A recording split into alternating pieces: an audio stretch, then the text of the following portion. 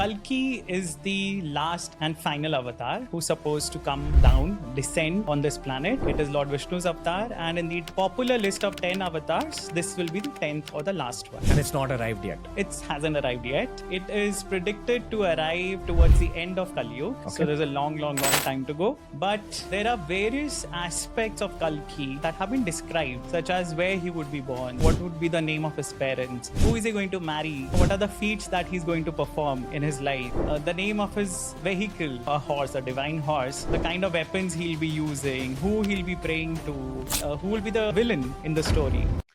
I'm sure you must have been hearing this on YouTube or through a lot of channelers and healers. Kalki avatar is coming. Especially in India, this word is big, right? Kalki avatar is coming. Or the return of the Christ in the Western world. So in this video, from my own deep inner experience and clarity, I'm going to bring out total truth about this subject. And what I'm going to share will shock you. So stay tuned with me.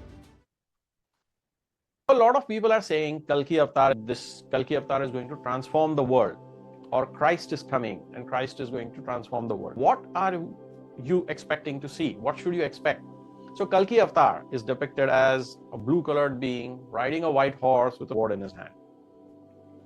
A few years down the lane, or whenever this avatar appears, would you see somebody like this riding a white horse with a sword in hand, blue-colored body? There are people saying return of the Christ. So are you going to see Jesus walking somewhere on the earth? No, that is not what this means. So what does this mean then? Kalki avatar, Christ consciousness, Krishna consciousness, 5D consciousness, unity consciousness, oneness. These are all states of consciousness. These are not individual people. These are states of consciousness which gets embodied in those who are seeking it, in those who have been working towards it, those who are walking the path of ascension. So this consciousness, this oneness, gets embodied in individuals who speak from that point. In my previous video, I've spoken about the state of the world and where we are going in terms of wars, technological disruptions, and all of that. Why does this perturbation happen? Because of separation consciousness. I am better than you, I'm smarter than you, I'm richer than you. All of these are different manifestations of separation consciousness. Okay? Contrary to this is unity consciousness. Unity consciousness is when somebody realizes the fundamental of life is exactly the same, whether it is in you, whether it is in me, whether it's in a bird, whether it's in a horse, whether it's in a cow. It doesn't matter what country you belong to, what race you belong to, what religion you belong to. Fundamentally, all of us are made the same. You have a physical body, you have a mental structure, you've got emotions, and you have the witness, the awareness itself, the consciousness itself. When we pull out from our understanding as this body or this individual personality and keep going deeper within ourselves, we come to a point where we realize life is one. Separateness, individuality is just a temporary experience. When you sit in this place, this experience is so blissful. Right now, if I just tap into this, all my cells are dripping ecstasy, bliss. I don't really need an external experience to give me happiness, to make me excited or whatever. Just tapping into this is very blissful by itself. When you're feeling so blissful within yourself, what is the need for you to go and fight with anybody? That need drops off. So now, coming back to Krishna consciousness or Christ consciousness or unity consciousness or Turiya, this is the need of the hour. Because the more and more people that embody this consciousness, that feel the bliss within, are going to challenge the norm. Why are we fighting like animals still? With all our advanced technology, with all our advanced capabilities, see, we have got technology, for example, nuclear power. We can use it to solve energy shortage across the world. But we can also use it incorrectly to wipe out the world. It is the space from which you operate. if you operate out of hate, we will destroy this only home that we have got, this beautiful planet that we've got. But if we learn to operate out of collaboration, compassion, empathy, a little bit of farsightedness, we'll realize this fighting is not going to bring any benefit to me. It's not going to bring any benefit to anybody else. Isn't this why all the ancient cultures have been saying a savior is going to come, which is going to help save the planet? That savior is not an individual. Today, I know a lot of people who have been working on this and are embodying this unity consciousness. The descent of cosmic consciousness into individuals is called as avatar.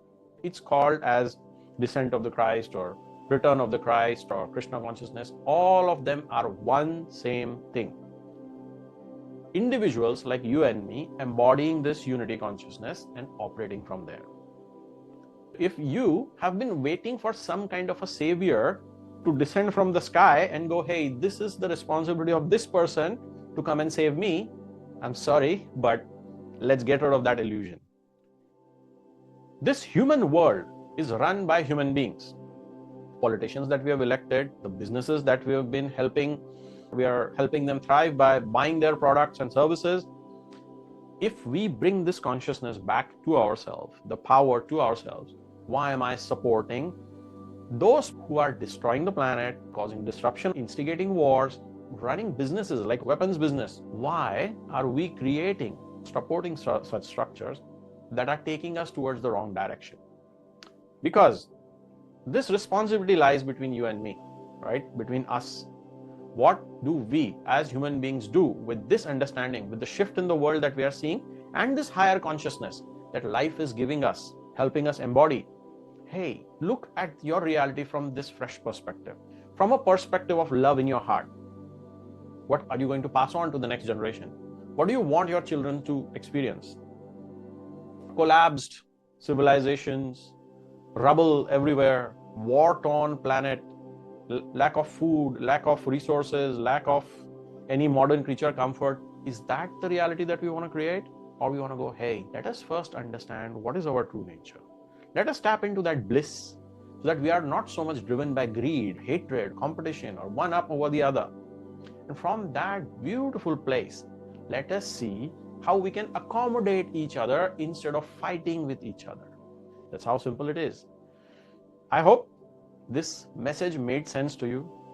I'm sorry for giving you this bitter truth, but no other savior is going to come from anywhere else. It is just in our own hands as humanity to do the best that we can and to be able to turn the tide, which right now world stage seems to be going towards. If you want to discover this path deeper, if you want to realize your true nature, in Sanskrit that is called as Sanatan Dharma, then there's a link to our free community. Come join. If you have any questions, this is where I'm stuck. What is the meaning of enlightenment? Or what is shadow work? I'm stuck in dark night of the soul. All those questions are welcome, and we will create resources, guide you through videos. A lot of one-on-one interaction happens. And the goal is for everybody to tap into this bliss, the 5D consciousness, unity consciousness, and learn to operate from there. Realize your true eternal nature. So thank you. If what I shared in this video makes sense, let me know by liking this video. That's like a feedback mechanism which tells me what I'm sharing is making sense to people and it's of value to you. And if you have any questions about this topic, please feel free to ask in the comments below. Thank you again for being with me, and I'll look forward to speaking with you in the next conversation. Till then, take care.